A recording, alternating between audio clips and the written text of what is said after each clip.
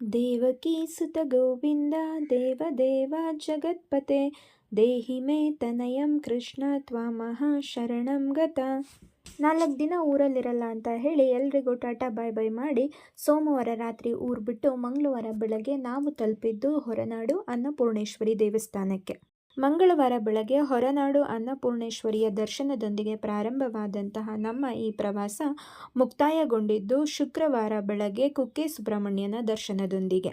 ಇದರ ಮಧ್ಯದಲ್ಲಿ ಒಂದಷ್ಟು ಮೆಮೊರೀಸ್ಗಳನ್ನು ಕಲೆಕ್ಟ್ ಮಾಡಿಕೊಂಡು ನಮ್ಮ ಶಾಲಾ ಕಾಲೇಜ್ಗಳ ಪ್ರವಾಸವನ್ನು ರೀಕಾಲ್ ಮಾಡಿಕೊಂಡು 4 ದಿನ ಹೆಂಗೆ ಕಳೀತು ಅಂತಲೇ ಗೊತ್ತಾಗಲಿಲ್ಲ.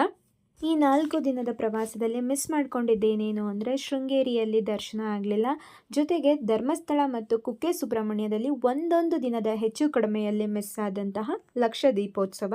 ತುಂಬ ಖುಷಿ ಕೊಟ್ಟಿದ್ದು ಯಾವುದು ಅಂತ ಅಂದರೆ ಮಲ್ಪೆಯಲ್ಲಿನ ಸೆಂಟ್ ಮೇರೀಸ್ ಐಲ್ಯಾಂಡಿಗೆ ಭೇಟಿ ಕೊಟ್ಟಿದ್ದು.